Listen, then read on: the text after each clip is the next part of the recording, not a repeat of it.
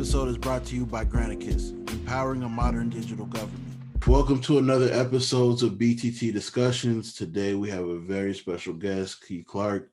I've been talking to him for a while now. We met back when I did BitCon, and we've just had a lot of great conversations since then about different things. So I'm excited to have him on the show today and get some of his perspective, hear his journey.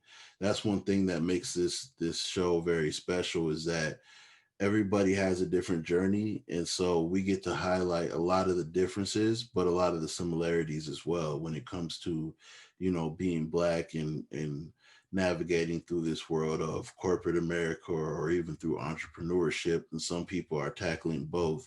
And so, you know, whenever we go into this, I don't prep people with you know, the questions.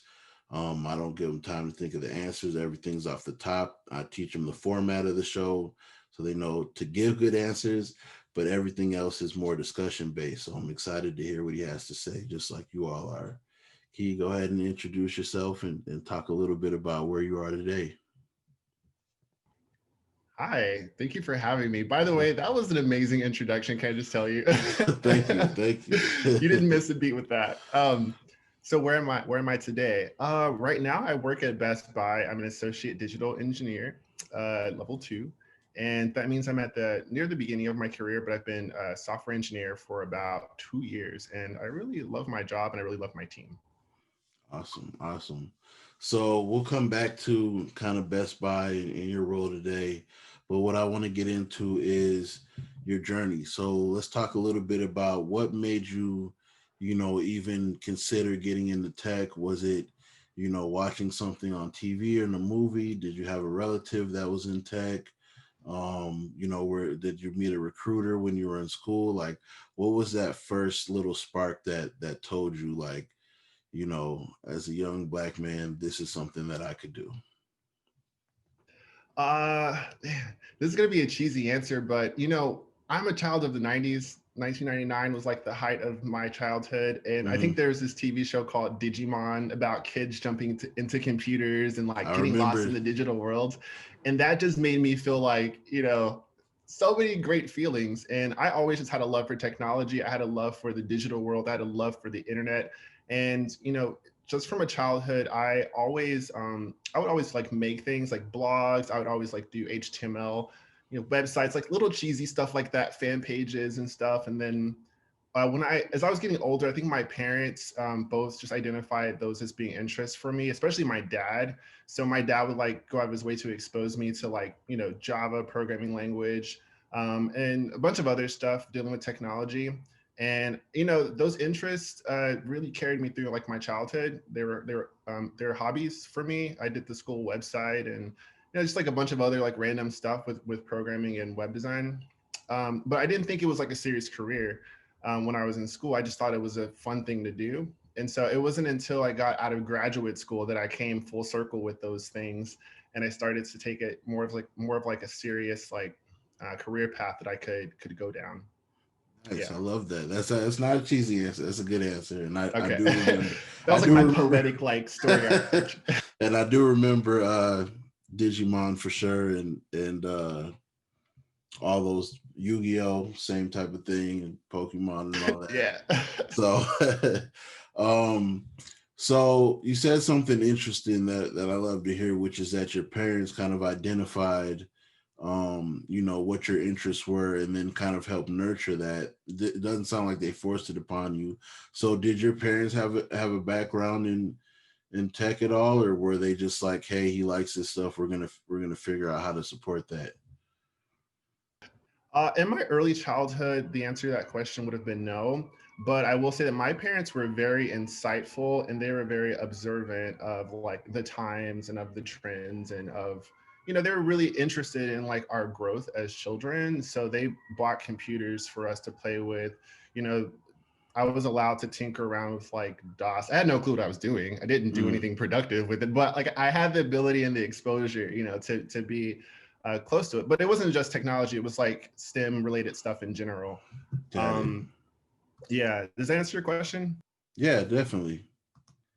So, you know, I think that's something that's been unique on the show because a lot of people had kind of had to stumble upon it themselves, which you somewhat did, but then had to then continue to pursue it themselves. And I know that a lot of times, even similar to like entrepreneurship, that can be lonely if nobody understands what you're trying to do or what you're trying to figure out, what you're working through.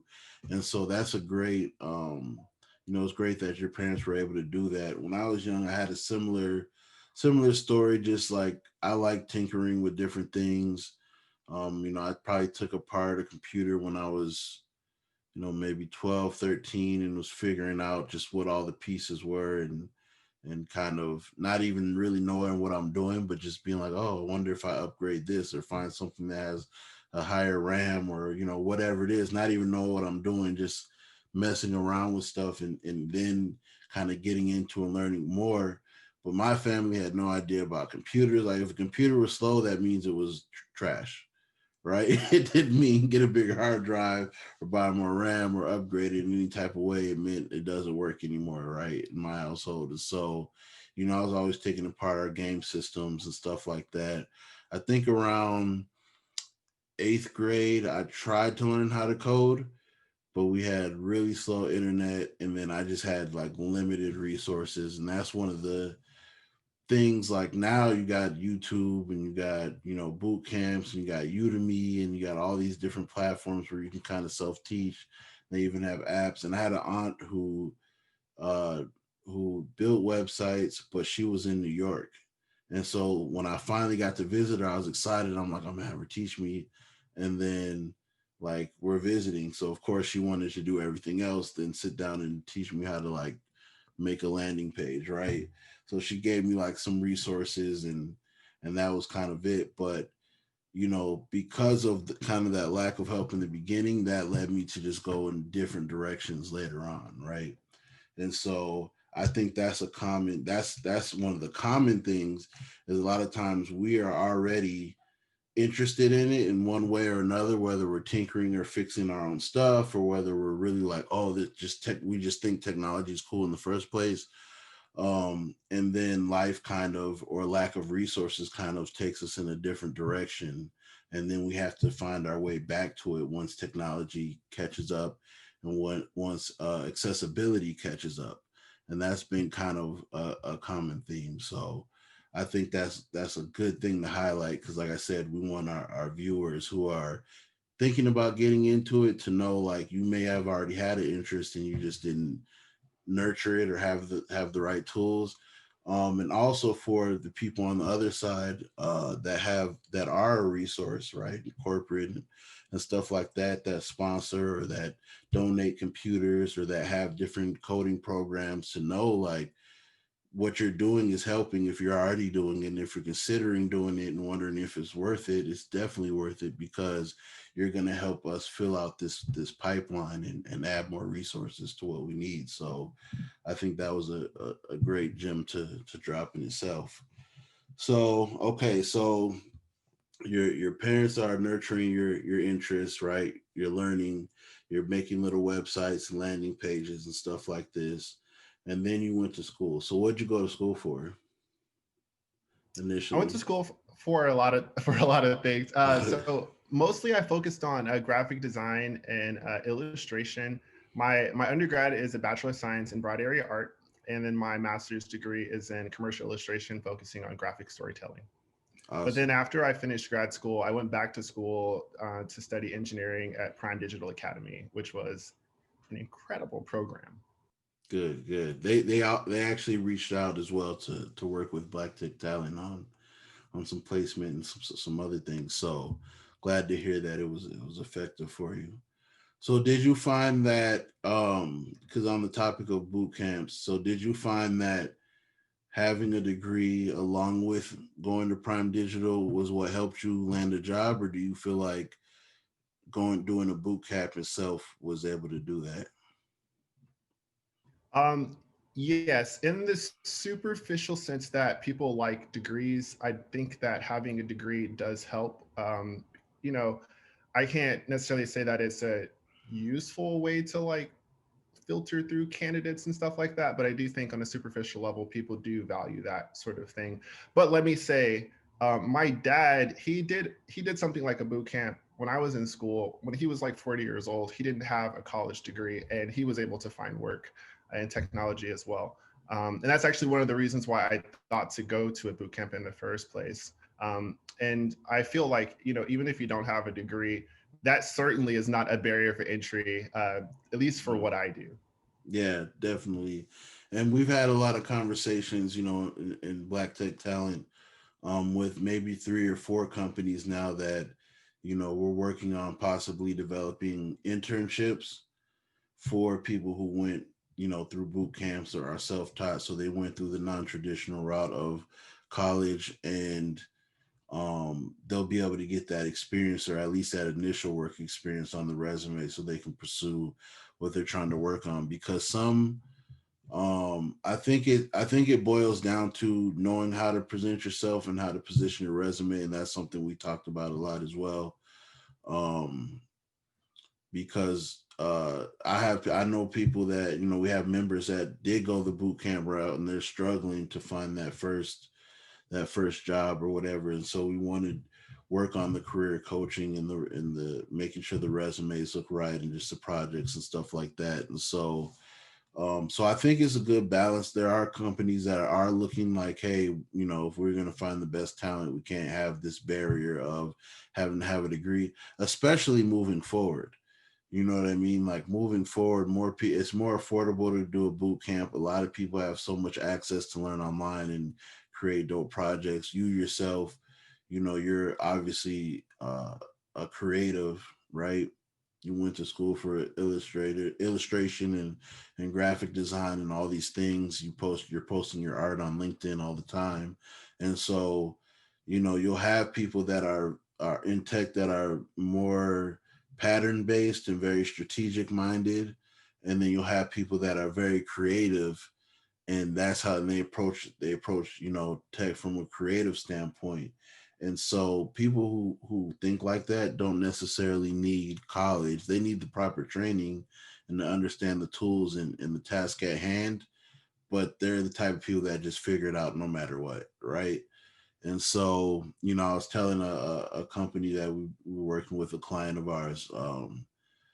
A lot of times people will come and they'll post these jobs, and essentially they're saying we want the best of the best.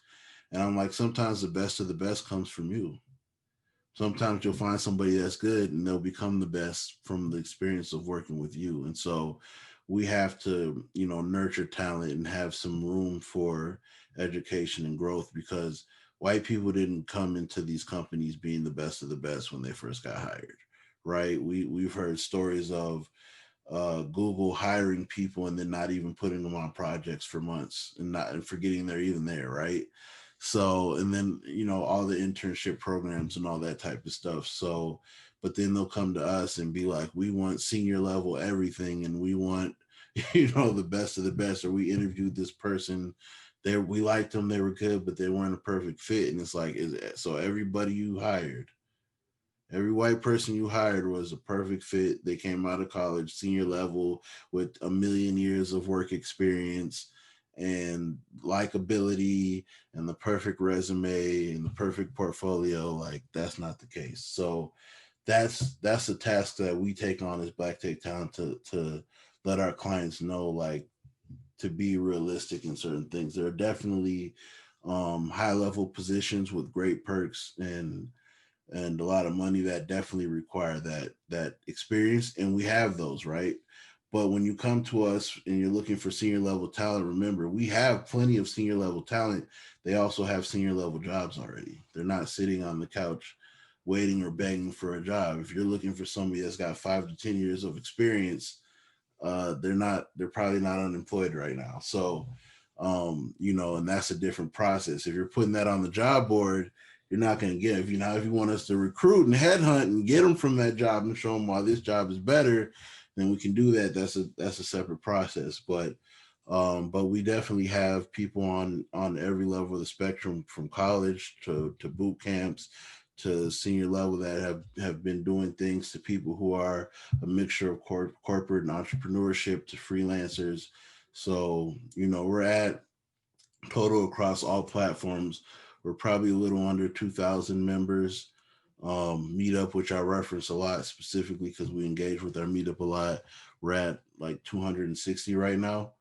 So our members are growing every single day. And we have a lot of people in diverse backgrounds. And of course, I did BitCon, so we have all those people that came, and some of those people came from out of state as well. So we have a good reach, but it still has to be realistic. I think some of these organizations think we just have a ton of black people that are begging and praying for a job, and that's not the majority of the case. A lot of them have jobs.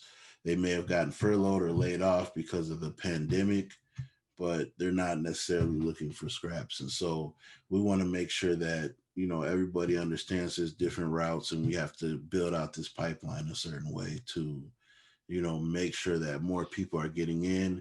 And then it gives those people like yourself, the opportunity to come back and be guests on the podcast, to be mentors to the next group or the next wave of people trying to get in, and so on and so forth.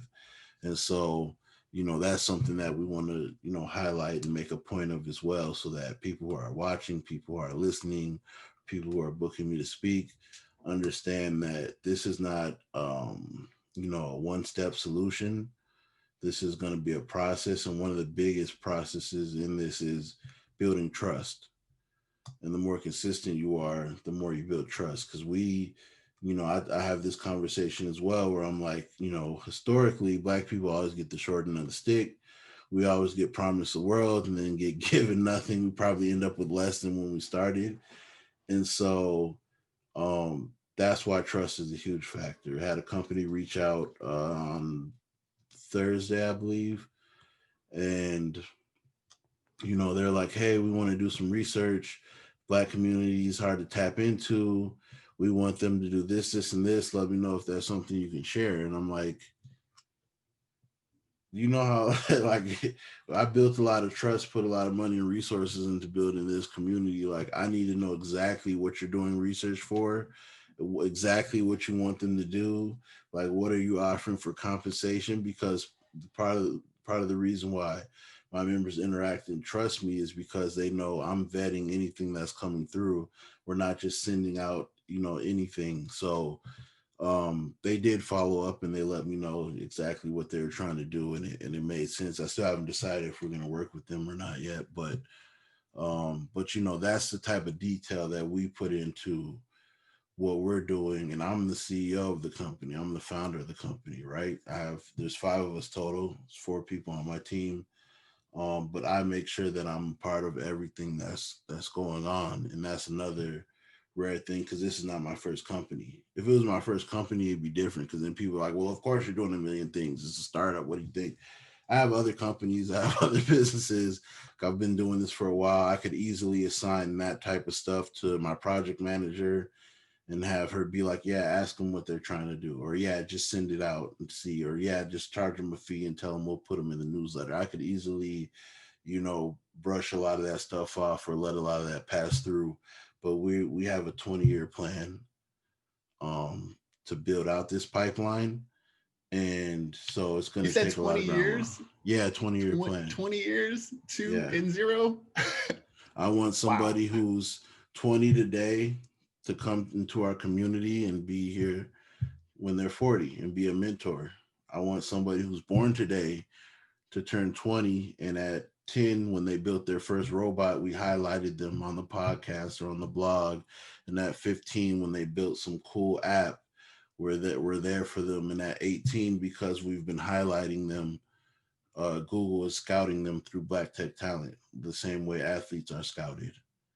So we have, so yeah, it's a 20-year plan to put this together, to build internships, to build genuine relationships with these different corporations, to foster entrepreneurship, to support those, you know, going from corporate into entrepreneurship, or maybe they tried entrepreneurship, they'd be better off in corporate because corporate's going to offer those resources and they're going to offer some level of stability. People might start families and all and be like, man, I want to be an entrepreneur, but I got the skills to go get a check from somewhere else and be of value over there. So we want to be able to foster and support both. And so we're at the beginning of a 20-year plan. Definitely. It's not going to take 20 years to do it, but the vision, the overall completion of the vision is somebody born today turning 20 and they've been through our system for 10 years of that 20-year lifespan. And somebody, like yourself today, that at 40, 45, you're like a mentor and you're helping other people learn how to do what you did, or you're speaking on panels, or like you're being featured today. So, it's a plan, and that's how long it takes. Things don't happen. Things like what we're trying to do Right. don't happen overnight. One thing I What you're say, doing. go ahead. What you're describing is kind of giving me like sports agency type vibes. I don't know if that's like a good way to describe it, but like it's more than just a job board. It's like you're playing an essential role in the relationship for the long term between the venue or the company or whatever, and then the actual employee, Yeah, I mean, we like a like, support system. and that's why we're, I say we're community based. Like, I'll get on some of these calls and they'll be like, well, what makes you different from, this staffing agency, or what makes you different from this recruiter that we all know and love, and what makes you different from a LinkedIn or a ZipRecruiter or an Indeed? And it's like, well, first off, I'm Black. That's the first difference. So when you're trying to recruit Black people, it's good to have a Black person doing it. Second, I think one of the other, great benefits I have and advantages I have is my background in entertainment. So when I first got into tech, as a non-technical founder, and I was building the premium app, I started going to different events and networking and stuff like that, and just trying to find other Black people that were into technology. And it was extremely hard in the beginning. It's still not super easy. You But at mean like that time, creating technology, right? Like well, people who are into the just making of it? period, just period. I was coming from, the entertainment side, the entrepreneur side. And so, like, I've talked to people now, they're like, man, I'm in IT. And it's like, bro, I only know you as a DJ. Like, you've never mentioned it. Like, there's people who were around me that were working in tech and just never said anything because they're on their entrepreneur side. They Yeah. were a DJ, or I met them at the club and they were just having a night out, and they never actually mentioned what they were doing. I've worked with Can models. I just Go ahead. comment on that for a second? Yeah. Okay.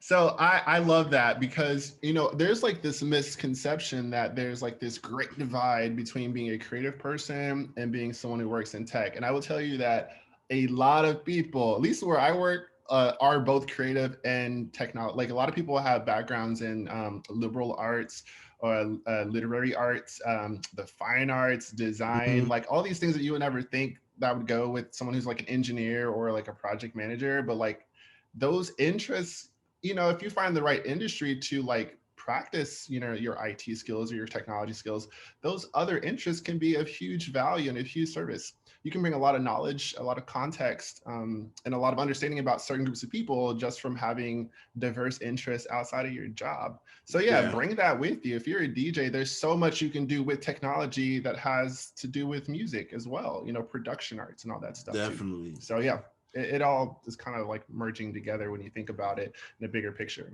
Definitely. And that's what helped me, because me being on the entertainment side, what got me to the next level was, okay, I'm producing events, concerts, celebrity yacht parties, celebrity summer parties, and I'm like, there's got to be a better way to reach my audience.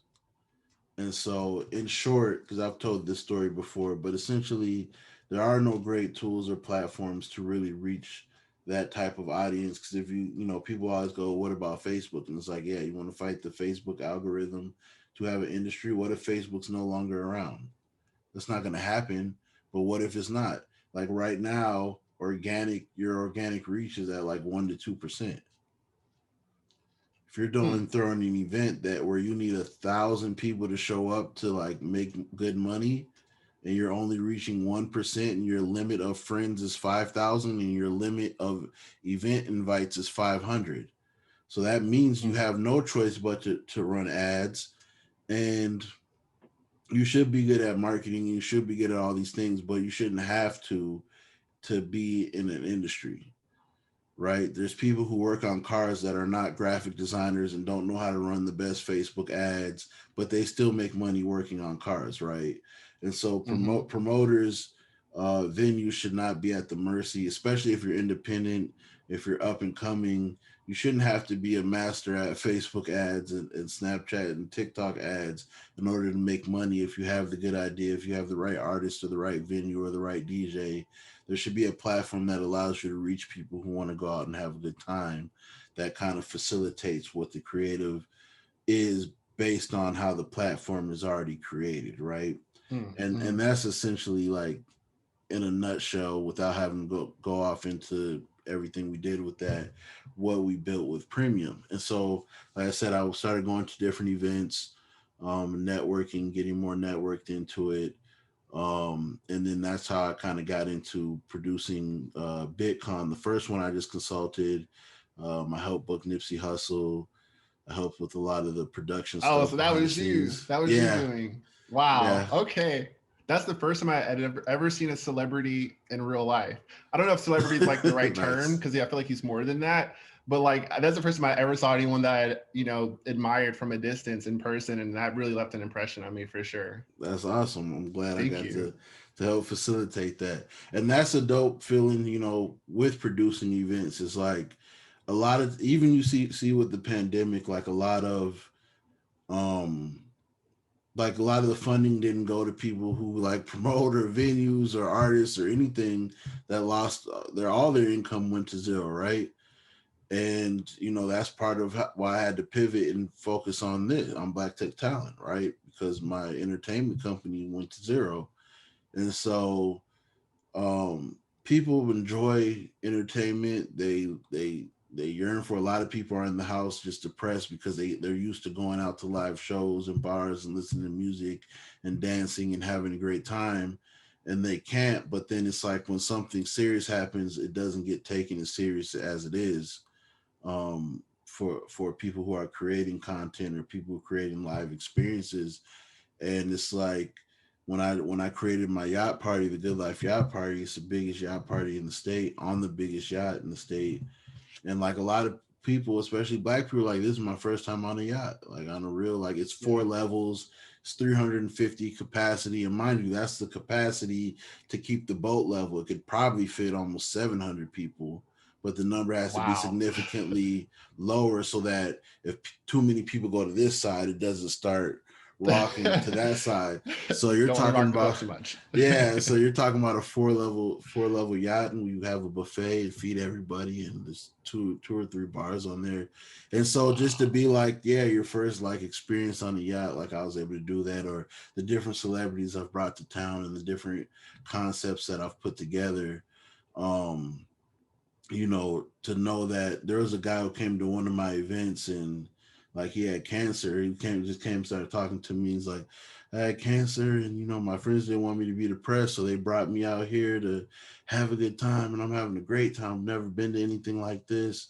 He was a white guy, and so now he's hearing all this hip hop music and seeing everybody dance and interact with the DJ and just having a great time. And it's like, I'm glad I was able to create that. So there are people, and this all wraps with the point I was initially making, which is, there are people that don't take the entertainment thing seriously, even though they're enjoying it. It's a major part of all of our lives. Yeah. And Yeah. so when I got into tech, at least from the perspective of funding and creating my own platform, and then I kind of then I got involved with Bitcoin and Blacks in Techs, and then I started working with like different corporations and speaking on diversity and inclusion and all this.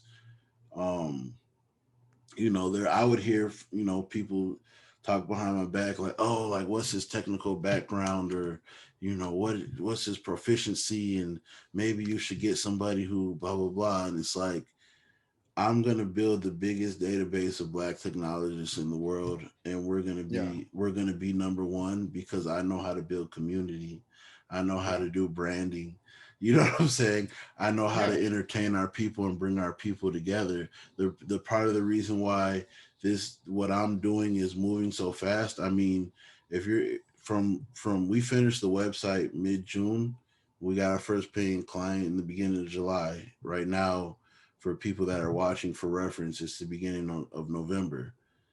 From July to November, we've become an award-winning company that's been featured in the Business Journal, the Spokesman Recorder, the Tech.mn podcast, Beyond Yeah. Normal Y'all are podcast. everywhere. Like we're everywhere, right? KMOJ Radio. We're putting out Yeah. tons of content. We're working with major corporations, and essentially for 4 to 5 months. Yeah. The Yeah. reason why I'm able to do that is because I've already been doing the things that we need as a people. Hmm. Culture comes before career in our culture. Yeah. You get what I'm saying? Like I don't care what you do. If I can relate to you on a cultural level, then we can have a conversation, Yeah. right? And then The we can culture get is like a into part. I feel like with the culture, like our culture is like almost a language for us. It's a thing that we can use as a common ground so that no matter how different our lives might be, we're able to still, have some basic conversations and yeah. relatability with one another. And that's really powerful because as Black people, like we really have to lean into our identity, like our culture, because Mm-hmm. sometimes that's all we have, Yeah. in terms of like leverage or ability to have mobility in this world. And until things change, like that's going to be our strongest suit anyways. So I'm all for the culture. I'm all for Black people. I'm all for every aspect of our culture. And I feel like as Black people, we really need to own our cultural capital and figure out how to leverage that and use that to our advantage so that we can make progress forward. Absolutely. Definitely, definitely, and that's the mission. So, I've done online boot camps. I've done Udemy Yeah. courses to learn. I even did the Google IT course because I was referring other people to do it, and I'm like, let me check it out for myself. So I Yeah. did that and completed it. And but my goal is not to do that myself. My goal is always to be a CEO, to be an entrepreneur, but I Yeah. did it to be a better leader, right? To better Mm. communicate the ideas that I was trying to get off. Can I ask you a So question? yeah. Okay, so since you worked in entertainment, I will say like for me, hip hop what I would consider to be the contemporary Black culture, uh, cultural kernel, I Mhm. suppose. Do you feel like there's like this intersection between hip hop and technology Yeah. that could be like really developed? Because like I feel like hip hop in music, hip hop in dance, hip hop in graffiti, hip hop in writing, literature. But we never really think about hip hop and technology and how those two things can kind of come together. Is there some potential there that you think, or like, what are your thoughts Definitely. on that? Well, one, what I did with Premium, Mm. right? I took throwing live events, mostly hip hop based, right? Even if it was something like a BitCon or whatever, we had Nipsey, we had hip hop music at the after party. So creating an event marketing platform that's open to everyone in every genre. But for me, what we do in house, hip hop. A friend of mine, another founder, James Jones, he's built a AI DJ. There are a Wow. lot of people that are trying to innovate. There's another platform where you can do celebrity meet and greets digitally through your phone, which simple idea, but it never existed before though, right? Yeah. Yeah. And Yeah. so and of course that's open to any genre and any type of celebrity, but they started with hip hop artists. Black people, I said this to a school. I won't say the name of the school, but it's an art school, and they were talking to me and asked me to consult on a couple things. And I was telling them, I said your base of students are white typically because it's 4 years and it's really expensive. I said, but and you're getting them placed at these major corporations, right? You're getting them at Nike and Disney and Pixar and all these awesome places.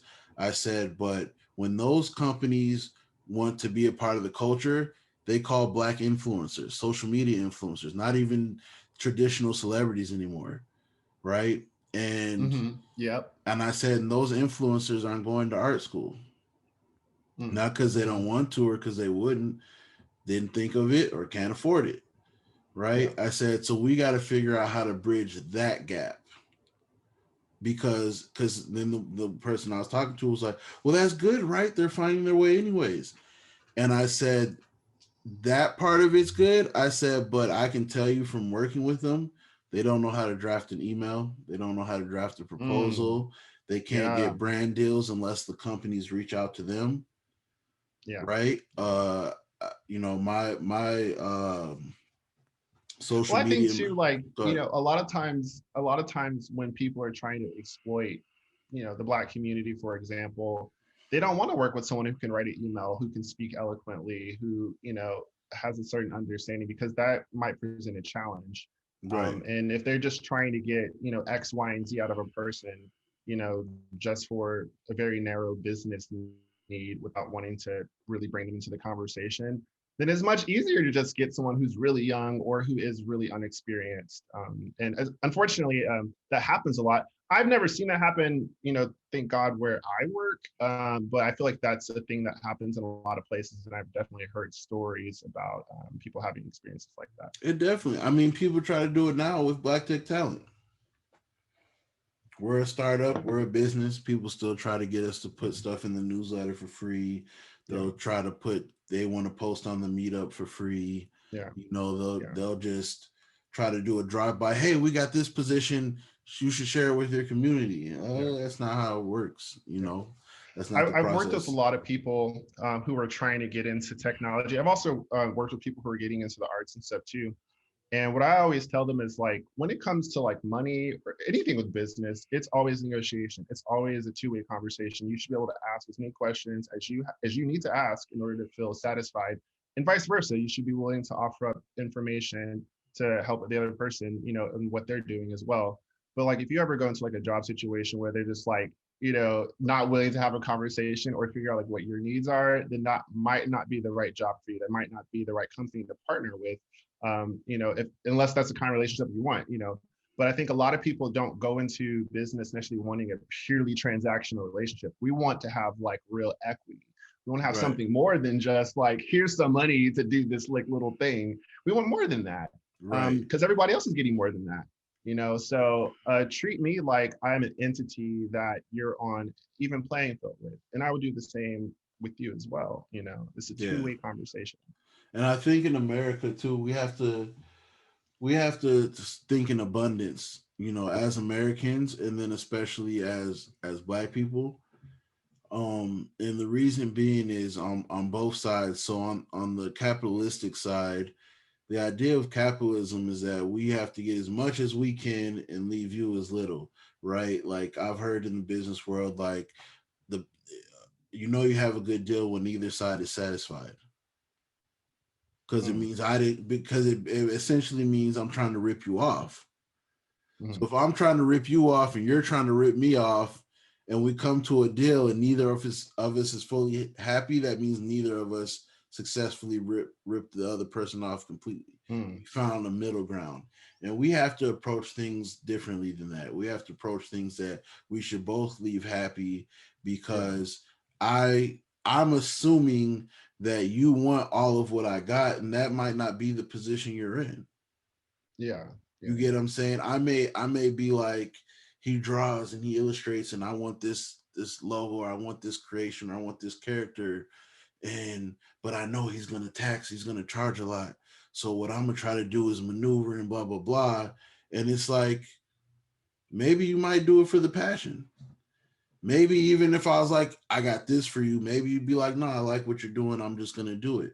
Or maybe you're like, yeah, I am going to charge you, but I'm not hard up for cash because I'm in a good place for life. So I can work with you in your budget. We have to stop yeah, scheming and strategizing on each other before we can even have like yeah, a good conversation. Right. yeah, And so bringing it together on the tech side and on the art side, you know, a lot of times Black people will take a bad deal, either A, because they don't know it's a bad deal, or B, because they're in a place where any type of deal is worthy, or they want to be able to leverage the association with the name. And like you said, some companies would love to leverage that because they just want you for the one off, your fan base, yeah, whatever it may be. but they got to understand, the more comfortable we are, the more we'll be able to work with you, or Mm. you know, Comfortable. not have to be um greedy or be able to work with whatever budget you're trying to put together. Because if I have nothing, I'm hungry. Yeah. So you might be able to get me the first time, second time, the third time. But guess what? Now the third time somebody happens to whisper in my ear and say, you know, you really could have been getting paid this, or you know, you really could Yeah. have had some equity. And now when you try to come to get me the fourth time, my number is crazy because I don't even want to work with you because you didn't put me on Mm. game. You took advantage of me. You're paying this Yeah. person more than you paid me. Like, so there's a level of, yes, you want to get a good deal, you want to get a good price as business, but when we're talking about culture, bringing it all together, it's different. In like a Yeah. big thing in our culture is trust, Yeah. and Yeah. the more we And trust you, the more loyal we are as well. what you said about comfort was really resonant with me too. I watched episode 3 that you did. Was his name Steve Buchanan? Yep. Yeah. One thing that y'all were talking about is how like a lot of Black people will go, especially like to work in a different city, and then we'll get to that city and we're like, we don't know anyone here. Like, Right. and it can be so lonely. Like, I've lived in Minneapolis for about 2 years, and then I went to college for a while outside of the cities. But like, even when I moved here, which is only like 40 minutes away, I was like, I don't know anyone, and I was just so lonely and depressed, and I didn't know what to do. I would go to work and I would come home and I'd just be sitting in my apartment like by myself.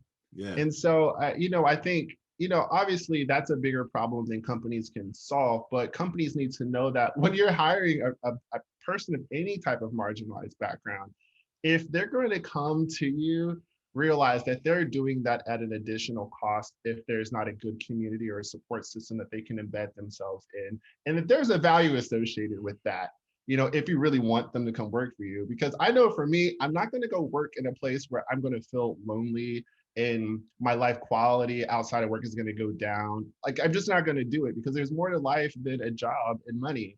And, Yeah. like, yes, I want the coin, I want the bag, I want the greens, I want all of that, but I also want to be happy and I want to feel comfortable. I want to feel comfortable. Yeah. And that's what Black Tech Talent is about. And that's a lot of the conversations we've been having about retention lately. And we're even putting together a research study that we're doing in-house with our community members.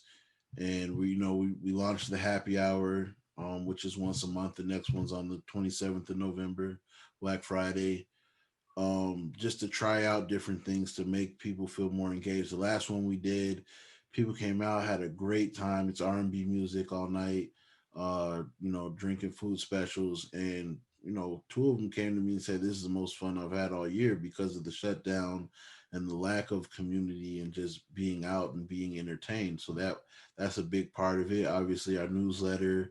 We engage with people at least once a month on the meetup, and then putting out this content that we're putting out. And of course, we're working on a conference and all these different types of things. So it's been a big conversation, and just like you mentioned, that's a bigger thing for these corporations to tackle. I'm an entrepreneur. I'm a businessman. I don't think they have to. I think we'll do it as Black Tech Talent, and they should then sponsor and help fund it instead of trying to do it in house. So one conversation, I've had with somebody high level at one of the top of the tech companies. He's like, "Yeah, our company put together a Black ERG, but we're all in different departments, so there's not a lot of us in one department to kind of coordinate on a date to like do an event or a gathering, and then we don't want to have to necessarily plan our own events. We would like if you did it because you're of the culture and you know what we want to be entertained by, and then we can just show up and our company sponsors and supports. We'd rather they just give you the money." So we're building to that, and hopefully we'll find the right corporate partners that get that, understand it, see the value in it, and they'll support that. But in the meantime, we're doing it anyways, Mm-hmm. right? Yeah. so Yeah. so you hit something very valuable on the head and very relevant to what we're Mm. working on. Yeah. So getting back to your journey a little bit. So okay, so you went to school, you went for art, then you ended up going to Prime Digital.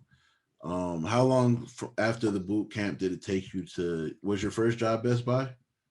Oh Was yeah, that yeah, tech? yeah, absolutely. How long did that Best take you after the boot camp? I think I started like the next month. I mean, so Oh, like I mean, I think a lot of us are like this. Like, I'm not gonna sit around waiting for somebody to come along and be like, I choose you. I'm gonna apply for everything. yeah. And I started applying for a lot of jobs like halfway through my program. I didn't wait till the end. You know, I wanted to have something wait for me at the end of that. You know what I'm saying? I didn't spend all that money.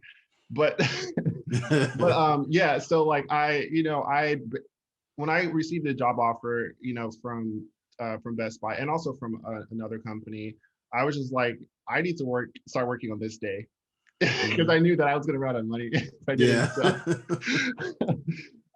So yeah, I didn't have to wait very long, but I will say that I was very aggressive and I tried to encourage my peers to also be very aggressive in applying for jobs. I made a spreadsheet. I was very routine with calling. You had like, yes, we want these companies to change, but you also have to be on your game. There's two sides to it. You know what I'm Yeah. saying? Like, treat your job application process like a job. If you don't have a job, that's your job, and you need to have a routine, you have a schedule, you need to have a plan. It won't be perfect, you won't know what you're doing necessarily when you start, but you have to be methodical and you have to show up every single day. And if you miss a day, or if you go a little bit without making progress, that's okay. Get back on the horse, keep going forward. And I will say that more than anything was why I got a job. I wouldn't necessarily try to give anything else the credit. Yeah, that's awesome. That's a great. First off, that's good information. That's a good gem, and also it's just that level of hustle. I respect that and appreciate that because it does take that. You have to be intentional and you have to be strategic. And one thing that I've said a lot, and I said it especially a lot during Bitcoin when I was speaking on panels, be in the room.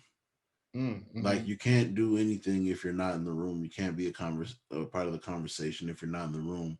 And a lot of Mm, times, including myself, we have this attitude of like, who's all over there, right? mm-hmm. Like Yeah. we want to know every detail and who's there and what we're gonna get out of Want it to know? if we're gonna show up, and then we still might not show up, right? And that just comes from, like I said, historically not getting what we're promised, and you show up. It's kind of like the pyramid scheme thing, right?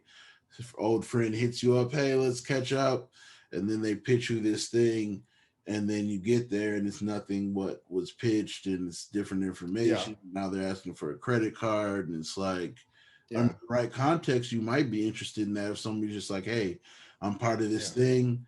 I'm gonna sign you up, and then you hit three of your friends and sign them up, and like we're gonna hustle and like work this out. But to Yeah. be like, hey, let's catch up over coffee, and now you're pitching me, and now you're trying to put me through this funnel. That's not what you want. So a lot of times we're like skeptical of showing up places, even if we're told it's a good opportunity to network. Some of us don't Rightfully know so. how to network, and so. But for me, um, I can give plenty examples where I just like pep talk myself like, go, just go, just be Yeah. there, just do it, and it almost always works out. When we won the Inclusive Evolution Award, they had an after party, and obviously this is during the pandemic, so I'm like, we won everything with the ceremony was online, and then I'm like, should I go to this after party or should I just get back to work, get back to the hustle? Because it's Yeah. like we talk about the award a lot and we appreciate it, but just as a person, I'm very humble and I'm very, one thing Maya Angelou said about compliments and accolades and awards is like, don't pick them up so you don't have to put them back down. Because if you Yeah. let somebody else make you feel special, then they have the ability to make you feel bad, right? I And believe so, that. so we talk about it because it's an accomplishment. We're proud of it, but it's mostly, I want my team to be proud of it. I want the people who believed in us, whether it's the corporate clients or the community, to be proud of Mm, it. So we highlight it in that sense. But my mentality that night was like, should I just get back to work and put together these proposals, and or should I go? And yeah. um I was like, Mike, you tell people to be in the room, you got to be in the room. There might be somebody there that wants to meet you. And so Mm, like I went, one of the people on my team came, and then he brought his girl, we went, had fun, and we're kicking it, and I'm like, all right, let me network. This is like the last hour, and before I could even get up, Jack, who's one of the hosts and members of community managers for Tech.mn, she comes in, she brings me the award, which is a paddle, and opens it in front of everybody. So now all the neighboring tables are all clapping like, oh, you're one of the winners. And everybody came to me, and I ended up meeting one of the VPs at JP Morgan. Wow. And he's like, yeah, I want to talk to you. Let's have a meeting. So That's being in the incredible. room is important. Like, you're not always going to be promised what exactly will go down, what opportunity you're going to get Yeah. specifically. You may go to a career fair or recruiting event and not get hired right away, but you might meet somebody that down the Yes. road is effective. And so what you just mentioned, about how diligent you were and how you were always on the phone. And if you don't have a job, this is your job. Like, that's so Yes. important. So being in the room is like a major key for anything. Like I said, for me, it was more on the entrepreneurship side. So even on the entrepreneurship side, like being in the room, like when I met Liz from at the time, she's now no longer with Bit, but when she was with Bit, Oh, like, Elizabeth Cotton. yeah, same Okay. thing. Yeah. I Hmm. wasn't, I was actually somewhere just hanging out, and I was on my computer doing some stuff, and I saw the event pop up on Facebook, and it was already happening. And I was like, do I feel like, and I was in North Minneapolis, and it was in St. Paul. And for people listening or watching, it's like a 20-30 minute difference. So it's not super far, but it's not like around the corner either. Right. And I'm like, should I go? And then I'm like, eh.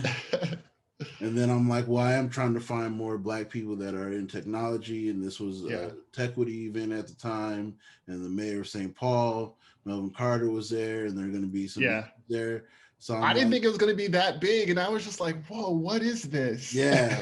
This And is so incredible. I ended I up don't going. know. I don't know her that well. Like I only met her a couple of times, but I just really enjoyed seeing how she like just seeing her work ethic and seeing how she organized and just like ran the whole thing. I was just very impressed the whole time. Yeah, Absolutely. she's a hustler, and I've learned a lot from her. She always credits me for learning a lot from me, but I always tell her, like, I've learned a lot from you as well, and I enjoy watching her Lots. grind as well. Um, but yeah, so I went out to this event in St. Paul, and then I ended up meeting her, and I met a few other people, and then I ended up seeing some people I knew. So then I was getting love for even being there. So it's like, yeah, man, a lot of times, like, nothing's gonna be promised up front, but you just gotta go. And I follow that up with saying, sometimes you go somewhere to meet someone, and sometimes you go somewhere to be met. There's plenty of times Mm. where I'm Hmm. like, Diddy's gonna be here. I want to go meet Diddy, and then I don't meet Diddy, Yeah. but then somebody's like, "You're Mike J. You're doing A, B, Hmm. and C, and I'm interested in that." So just being in the room, being a part of these different conversations for us as a people is like extremely important. You might be someone else's hero. You might be Difference. someone else's mentor. You might be someone else's guide. It's not Yeah. always about you receiving. Sometimes you have to give a little and make yourself present for other people. Yep. You know, Exactly. absolutely. Exactly.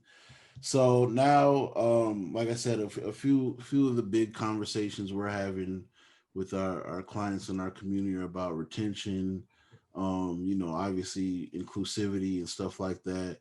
So how do you feel about kind of the work environment you have fostering some of the activities you're doing outside of work? Because I mean, Best Buy sponsored Bitcoin both years. Somebody from Best Buy Mm-hmm. just reached out actually recently about working with Black tech talent. So to me, as an outsider, because I don't work for Best Buy, it seems like they are doing a lot to be inclusive and sponsoring things and kind of having a presence. But as somebody on the inside, and obviously you don't want to say anything that's necessarily negative about your work, but I just will be completely in honest. general, yeah, just in general though, like what are some, because like I said, a lot of people watch our content, especially our mini clips when we break them up, and they're using it to learn. They're not angry at the Mhm. answers they're hearing. They're actually using it as a tool to be like, oh, in 1 minute I learned that, like, natural hair in the workplace is a big deal. Or the one I just did with Steve where we talked about colorism and light skin privilege. Like, that got shared a bunch of Yeah. times, and people were like, "Wow, I didn't even think about it like that." Black people are black people to us, right? Yeah. And but for us, it's a whole spectrum of things, and each part of the spectrum has a different, privilege. So when you look And at, these issues are even more impactful for Black women, like way yeah, more than for yeah, Black men a lot of times too. yep. So from your perspective, like, what are some things they're doing great? What are some things they could be doing better? Yeah, so I have been always been loosely affiliated with like Best Buy's D&I efforts. I'm not like a core member of that staff or anything, but I always try to figure out, when I can help and stuff. I think we do a really good job at having like internal coalitions. We have a Black employee resource group that meets regularly. I sometimes go to that. We also have a Blacks in Technology internal group too. It's ran by some really great people who also participate in Blacks in Technology, the formal event as Mm, well. And we have a lot of diversity and inclusion in general. We have an internal conference called Sawabona that brings together Black and Latinx employees and to have great conversations about leadership and also just to kind of express ourselves and vent a little bit too. So I would say that Best Buy is, I would say, one of the better one of the better large corporations in terms of how we create a culture of real inclusion. And it's been very consistent. It's not perfect. I don't think it's ever going to be perfect when you're dealing with like multi-billion-dollar corporations, but like I think it's as good as it can be. And I will say that's why I am so grateful, because I know that it could be different in a lot of other places. As far as things that could be like better, I think, for me, a lot of it comes down to just like population. I feel like as Black people, we're really resourceful and we're really good at like figuring out how to make do. But like when you only have so many people, like there's only so much you can do. You know what I'm saying? Some of the smartest people in the city working for our company. And so I have no doubt in our ability to do incredible things. We just need more people to show up and to be brought into the company. But I think that's true for pretty much every large corporation in the country at the moment. So I can't say it's definitely, exclusively our problem. definitely. No, I mean, we've had clients that they have 200 employees, so not, a mega corp, but they have 200 employees and only one of them's Black. We Mm-hmm. have major corporations that, have many Black employees across different departments, but in their tech department, there's one or two. Yeah, So yeah. it's definitely, It's really small. yeah, It's really and small. I'm sure you've seen me post this before, but like it's calculated that there's about 900,000 unfilled positions in IT, and at the current rate, we're getting 4 to 7%. So even at that 7% mark, out of almost a million jobs, we're looking at participating in 63,000, and that's terrible. Yeah, yeah. You get what I'm saying? I think technology has like a lot of problems in terms of how talent gets attracted to the jobs. I mean, for one, this all starts back in like school. It's not even always just the job. It's like how we think about ourselves and our possibilities, and whether or not we're encouraged to continue trying or to give up. And I think, when you're facing so many obstacles to even get a good job, it's very easy to just kind of say, you know what, it's not even worth it. I'll just do something else. And I think a lot of people kind of go through that internal battle and then they just give up. And then if they don't have anyone telling them or encouraging them to keep going, it just kind of like falls apart. And I've unfortunately witnessed that a lot with people. So, as much as it is about like the companies and stuff, I think we also need to just make sure we have faith in ourselves, like real faith in yourself. Like you can do it. And if you fail once, if you don't get an opportunity once, like, yes, there are structural problems, but you have to have faith in yourself. That's like a fundamental principle of your success, your recipe for success moving forward. You need to have unwavering faith in yourself. And if you don't, you need to know how to figure out how to like manifest that for yourself. because like these, you can't control these companies, you can't control these people who are hiring you. They're entire other people. They have their own will, they have their own way, and to them you're just another piece, you know, in the cog or whatever.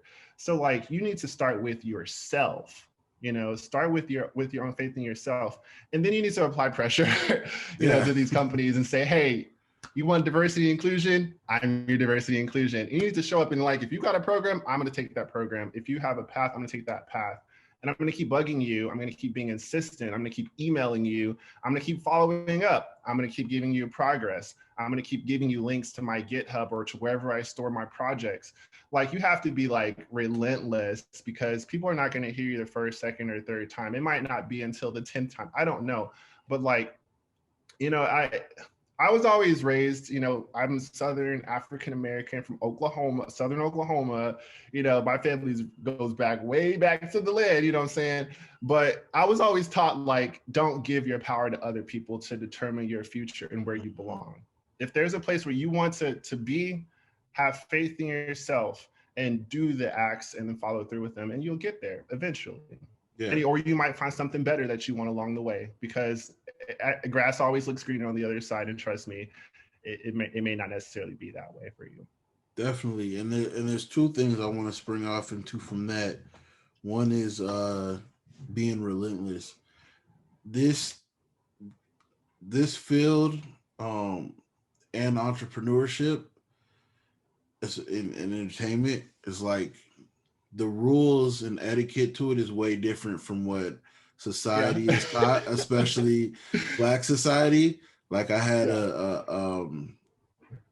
a friend, I've mentored over the years and who's looked up to me, and that's kind of how it started. Now I consider him a friend, and we got breakfast because he doesn't live in town. He came in town. We went and got breakfast one morning, and he asked me. He was why do we have to like name drop, or like why? He's like, Yeah. I was talking to somebody, and I was trying to get them to invest, blah blah blah.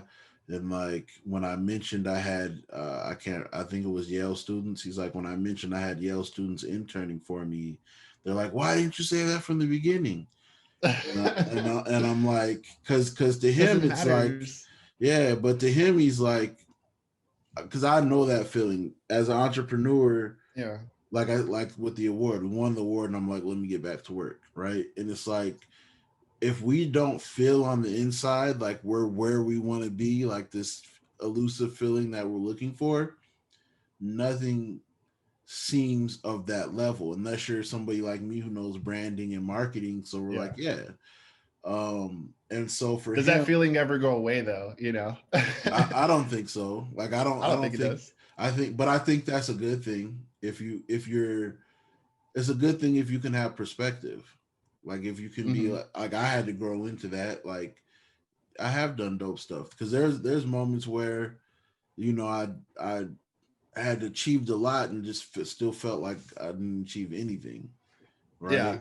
And Yeah. so once you can kind of gain perspective on what's around you, then you can channel that feeling more to propel you to want to keep being great, keep learning, keep helping others, versus it being like an emptiness. It's more of like a Yeah. something you're not supposed to reach. Like the pursuit of Yeah. happiness is actually supposed to be a good thing, because you're going to have these moments where you're really happy. You're going to have Yeah. moments where you're happy in general. You're going to have moments where you're down. So there's never going to be this all encompassing, I just won this, I'm good, or I just hit this amount of money, I'm good. Yeah. This smile I have right now, I'm gonna have for the rest of my life. Yeah. That's not gonna happen. But you accumulate Yeah. things and people and experiences, I think, that you can pull from when you are feeling down, right? And Yeah. so I know where he was coming from, because in his mind he's like, I got bills to pay, I got to cover the store, like I do. And you're excited about me having some interns, right? Like I know that's his perspective. But I was explaining to him, I said, you're taught, and when I say him, I mean all of us, like we're taught, like just in society alone, like you shouldn't name drop, that's obnoxious, you shouldn't brag, or you shouldn't whatever. But in our industry, is for one, it moves so fast, and you only have a small Yeah. amount of time to capture someone's attention. And people, Yeah. There's a lot of inconvenient taboos that I disagree with. And that's yeah, one of them. The other one is like the taboo about talking about money. Like I feel like yeah, these things hold us back. Like you have to be able, like if you can't talk about your credibility and who has trusted you in the past, you're not even playing the game, yeah, because once you start moving up in a career, trust and relationship are all that you really have. yeah, Because a lot of people can do little, technical tasks and stuff, but like, who can you trust? Who can right. you give a And that's password to? why, Who can you give the key to? yeah, Those are the big questions. yeah, and that's why I think these fields that we're in can become lonely. Especially they're lonely in general, but especially being black, because you have to really find that balance of like how to toggle in both worlds, right? How to Yeah, not, like, there were times in the past where I'd talk to people and I wouldn't even like, I'd be like, oh, let's talk about you, because I know the moment I say I work with celebrities, or the moment I say I produce yacht parties, or the moment I say I own a tech platform, or any of this, the conversation is going to stay on me. And it may be them keeping it on me and asking me questions, but yeah. there's a saying that people don't remember what you did, they remember how you made them feel. And It's the cloud. so if they start to feel in these questions that you're a certain way, even if they're the ones doing it, they're just going to continue feeling that way. So if Yeah. every time, me and you meet and I only talk about me, but it's not really me, you're just like, what are you up to? And I'm like, oh, like, Black Tech Talent Premium. You're like, oh, so how's that going? And if we do that every time, eventually you may start to feel like, dang, Mike only talks about himself. Even if that's not the case by my choice, you'll still feel like that, right? Or you'll feel like, or say you meet somebody important that you want to impress, you may be like, I'm not going to bring Mike around them because I know they'll become impressed with him because he's always doing all this cool stuff. So, Yeah. so you have to learn Well, how that's to an insecurity toggle that. thing. Yeah, but It's people are it's an insecure. insecurity thing. People are Yeah, I insecure. because I sometimes have felt that way as well. What I will say is like you have to be aware of what's business time and what's not. And if you're talking about business, you have to have an agenda. Hmm. Everything needs to come back to the thing that you're trying to feed.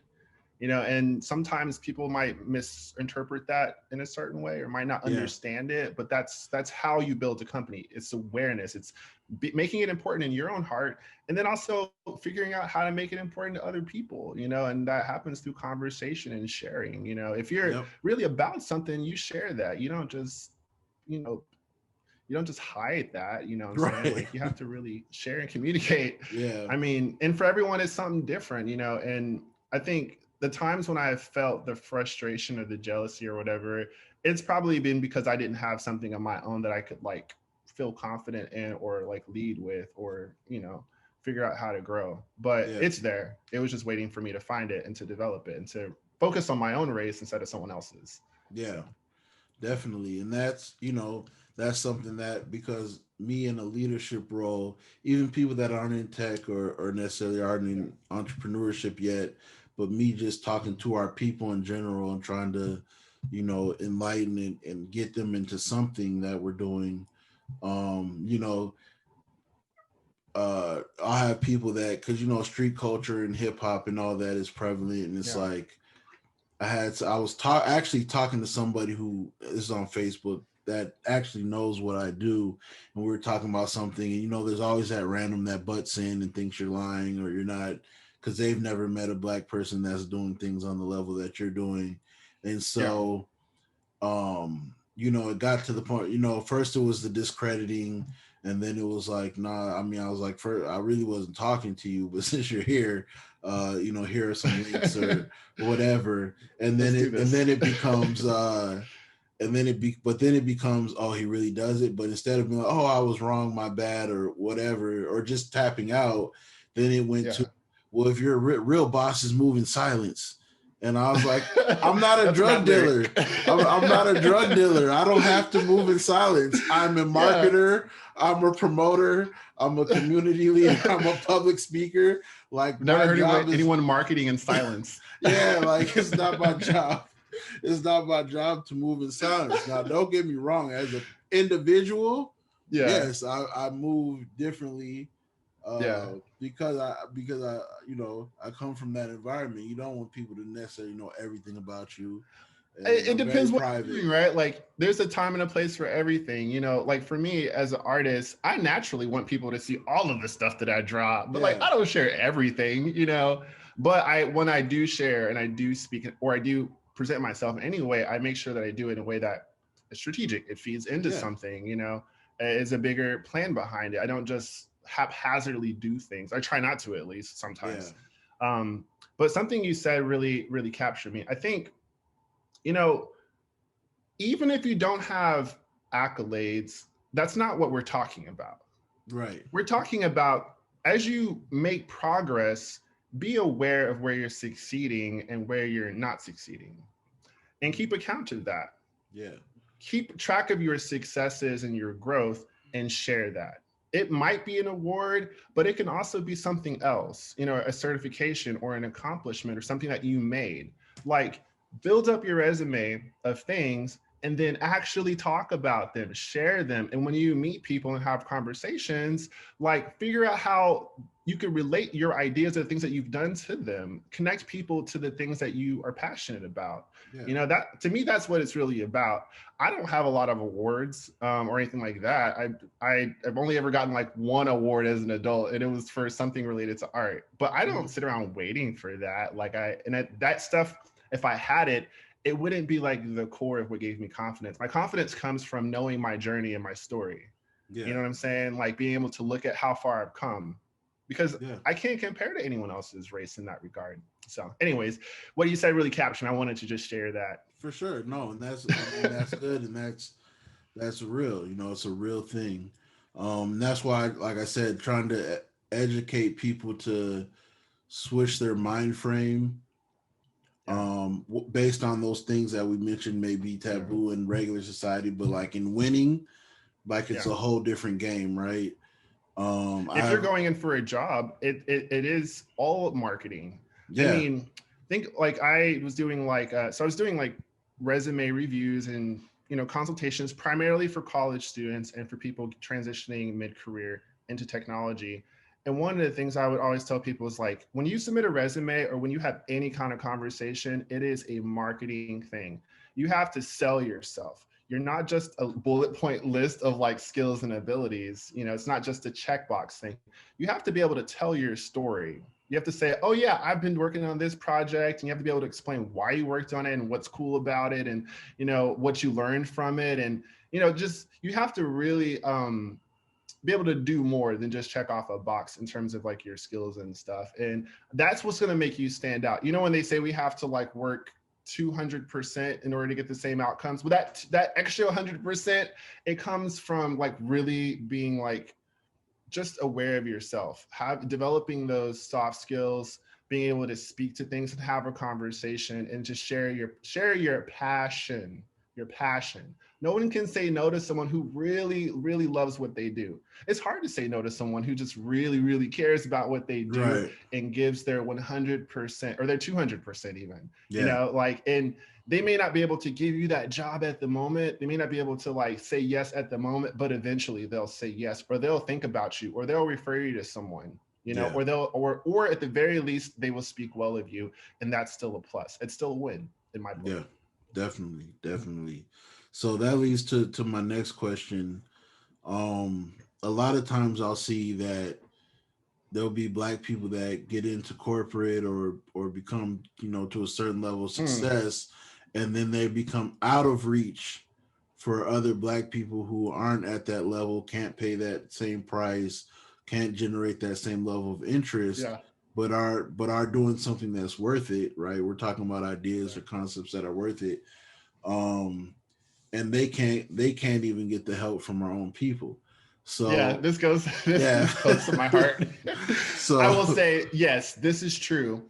Um, And there are a lot of things that play into it. I mean, I can only speak from my own condition and my own situation, but I would say like, getting to where we are a lot of times for Black people, especially if you go the route of college, means a lot of college debt. And it means that you're responsible for making enough money to be able to pay that debt off in a decent amount of time.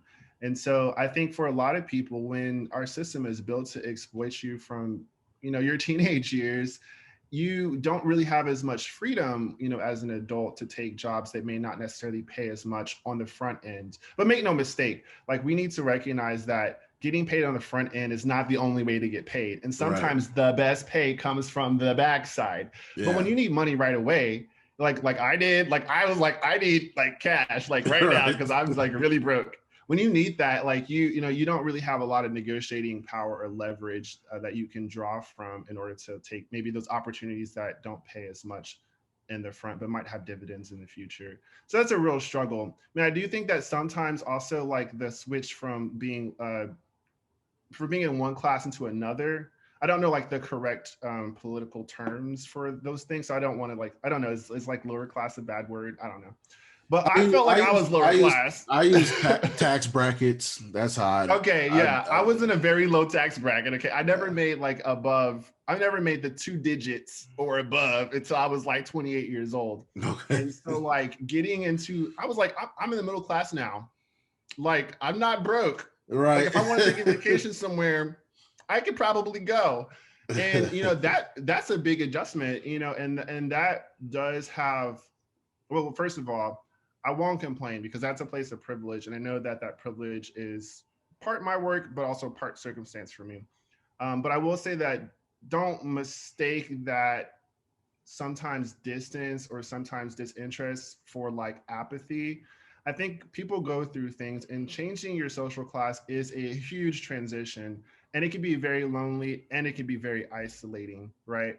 And people work their entire lives and sacrifice so much before getting into their careers by making all these choices that mean that they can't necessarily go out and have fun, go to the party and do like they really sacrifice to get the work that they get, to get the compensation they get.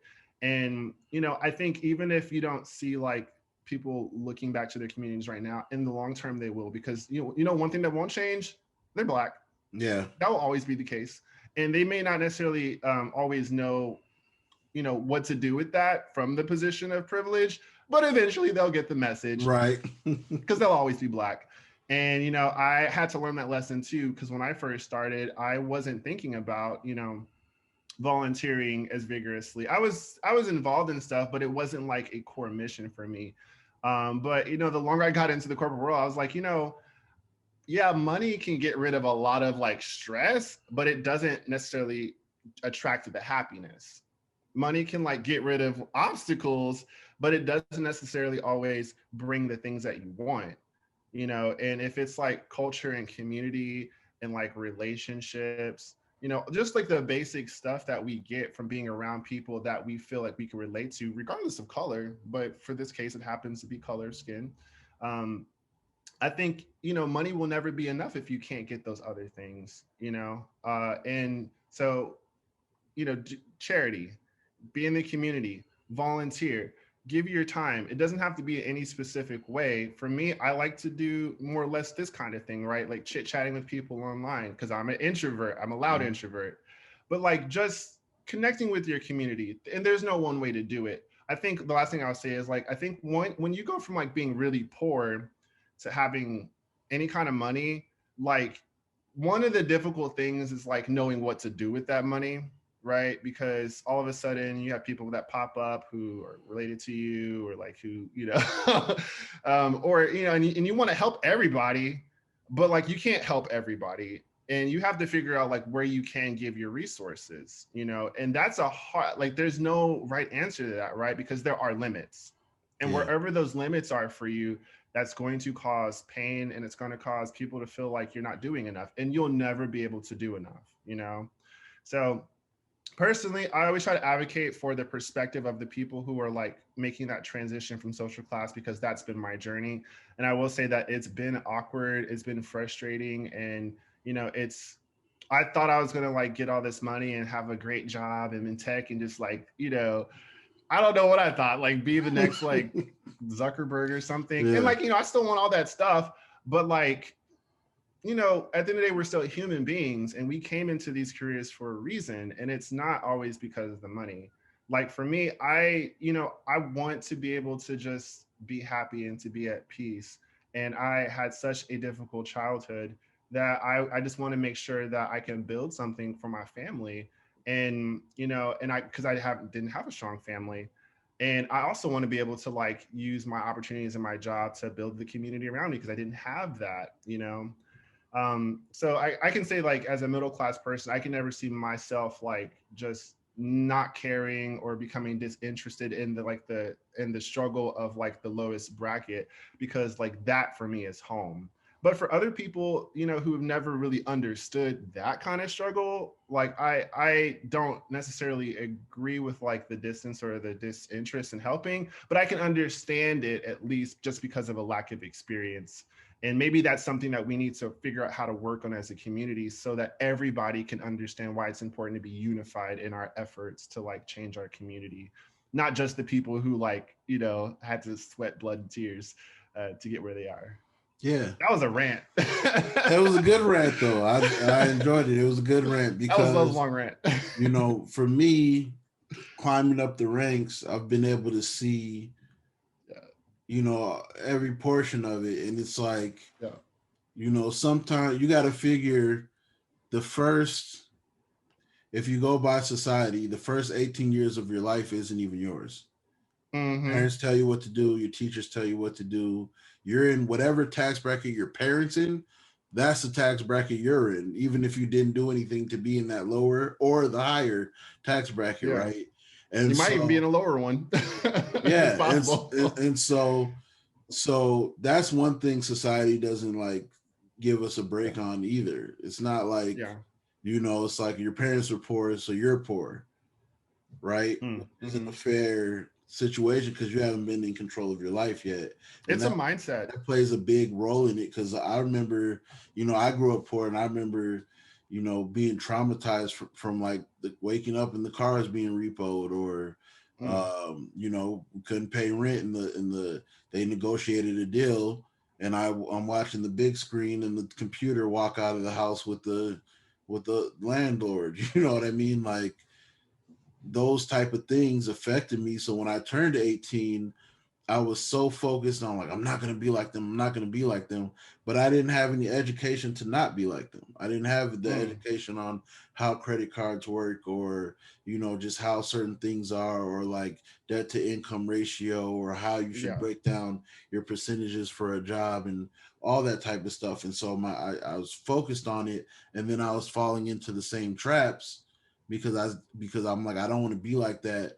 But I don't know how to not be like that, right? Mm. Mm-hmm. And then certain things Yeah. are just set up for you, for any young person to go into college debt, go into credit card debt, go into whatever repairs me. I was taking care of myself at 16 and I was literally out on my own at 18, right? Yeah. Yeah. And so figuring that out, not you're living check to check, not by any fault of your own. You're 18, you're living on your own, and you're Mm. making. I think I was making $7.50 an hour, Yeah. paying Yeah. rent and having a car, paying insurance, and right. Yeah. So that's one thing people have to take into consideration. If your parents aren't set up, then you're not set up, and you don't have Yeah.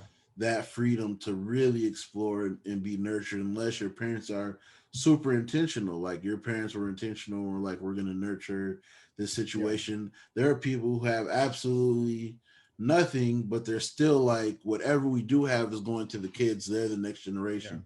I didn't Yeah. necessarily have that. We weren't that bad off like those people, but there's times Yeah. where we were homeless. We didn't sleep outside, but we slept in other people's basements, on other people's Yeah. couches, and you know what I mean.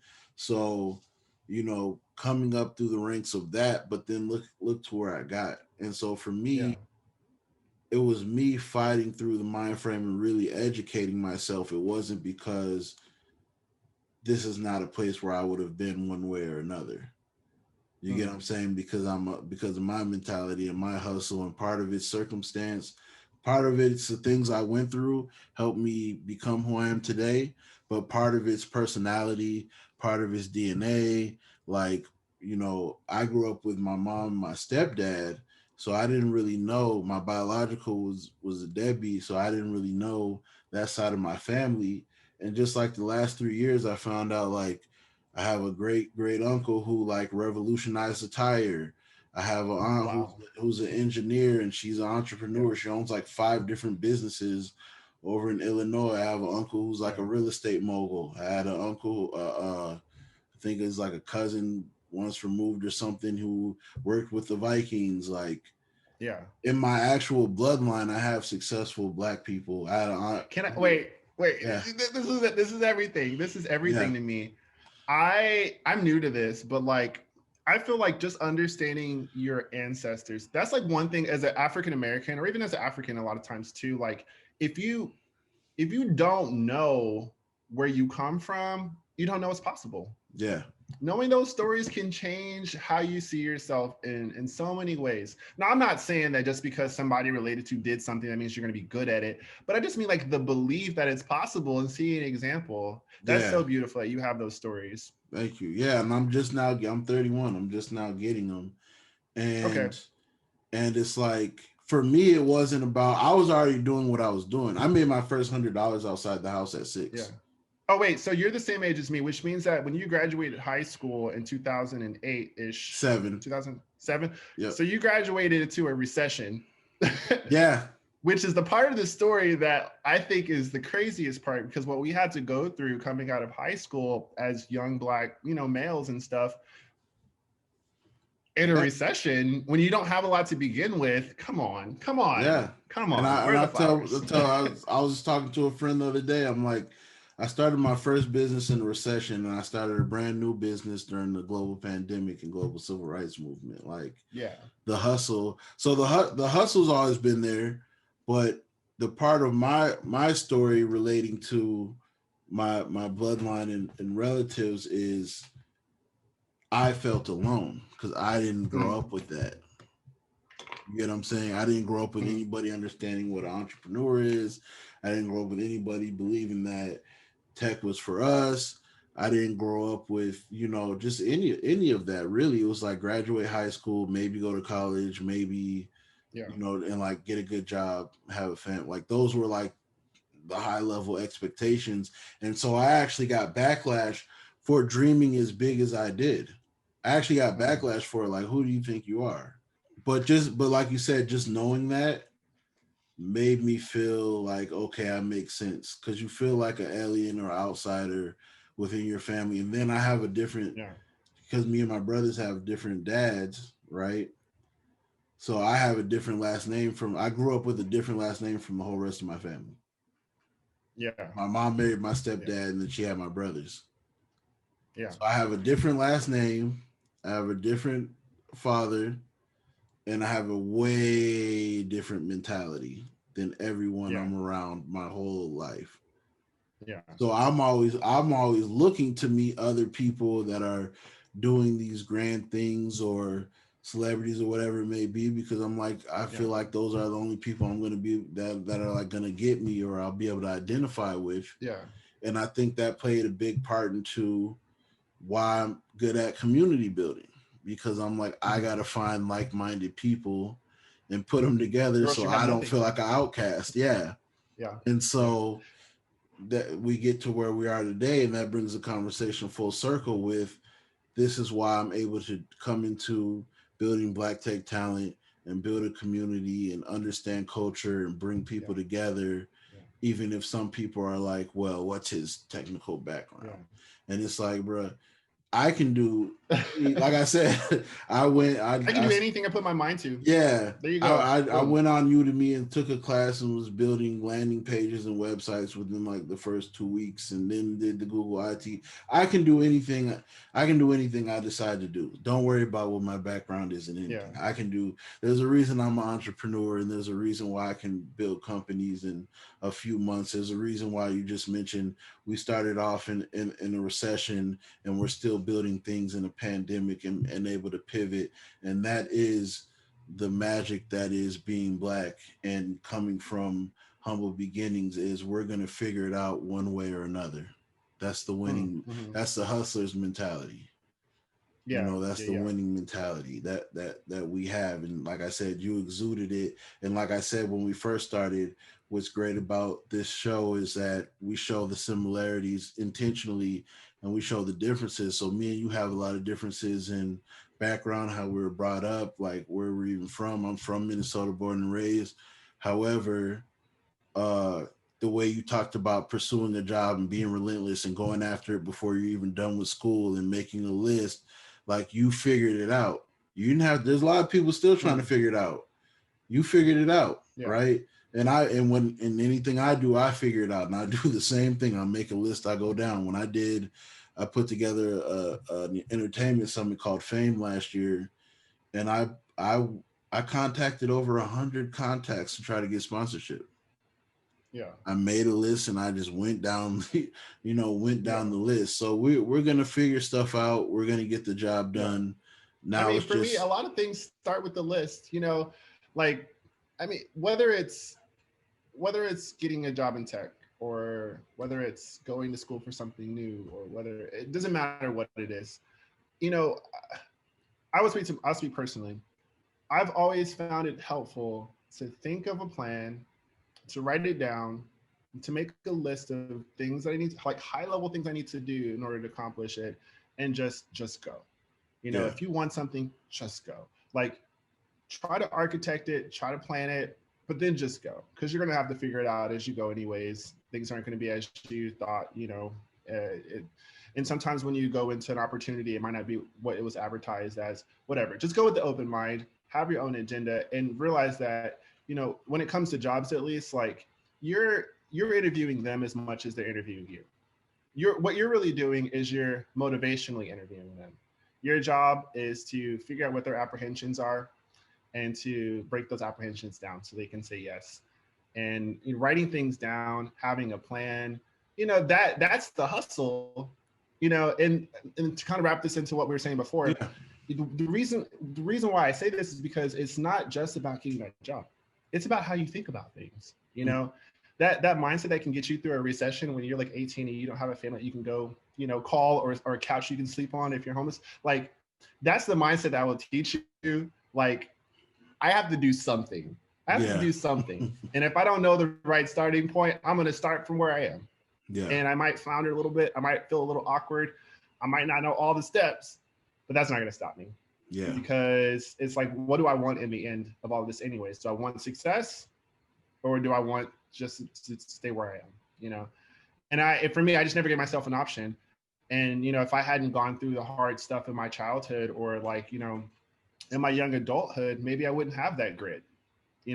Maybe I wouldn't know the practical and pragmatic approach to how to build things that I want. Now, I can't build a business, I'm saying, for nothing. That's not my skill.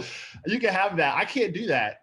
But that's not my calling. That's not my purpose. For me, I'm a maker of things. And I always knew that. I didn't care if it was a piece of art, or if it was an application, if it was a sculpture. I didn't care what it was. I like to make things, and no one was ever going to convince me otherwise. And if I didn't have money, or if I didn't have the school, or if I didn't have the opportunity, I wasn't just going to sit around doing nothing. I was going to be in my notebook, my journal, writing something down, thinking about what I'm going to do for a day when the tide turns. If you're in the struggle zone, prepare for the day when things change, because it will. And you need to have a plan so that you don't ever have to go back to that. Because I'm never going back to being broke. I don't know about you. I'm not going back to being broke. I'm not going back to being poor. I'm not going back to being disconnected. I'm not going back to being disenfranchised. And me getting the job that I have right now, like, that was only a piece of the puzzle. That's not everything, And as Black people, we don't want just jobs. These aren't just jobs to us. These are enablers. These are enablers that allow us to continue down the journey that we want to go down, and to go experience and live other things. The job isn't everything. And I always just had that perspective. Last thing I would say is, like, when I was 18, actually all throughout my adulthood, I've always kept an informal list of things that I want to accomplish in the next 5 to 10 years. Now, I don't know about 20 years. That's a little bit, too far out for me. I ain't got it like that. I wish I did though. But like that's something you said a couple of times that really resonates with me. I think, having intentions for yourself, do everything with intention. It might not always turn out the way you want, but if you have intention, at least you can have some stronger influence in how things unfold for you. And it's true for a job, it's true for a career, and it's true for entrepreneurship for sure. Definitely, definitely. Well, that's our time. Glad you're on the show. Great conversation, great perspective. Like I said, I'm always excited to do these because they're all different, and we can be excited about our similarities, and then we can celebrate our differences, and that's what it's all about. The culture, the discussion, the education, the willingness to help others. So once again, thanks for being on the show. Thank you so much. Welcome. And that is Black Tech Talent Discussions, aka BTT Discussions, and we're out. Boom.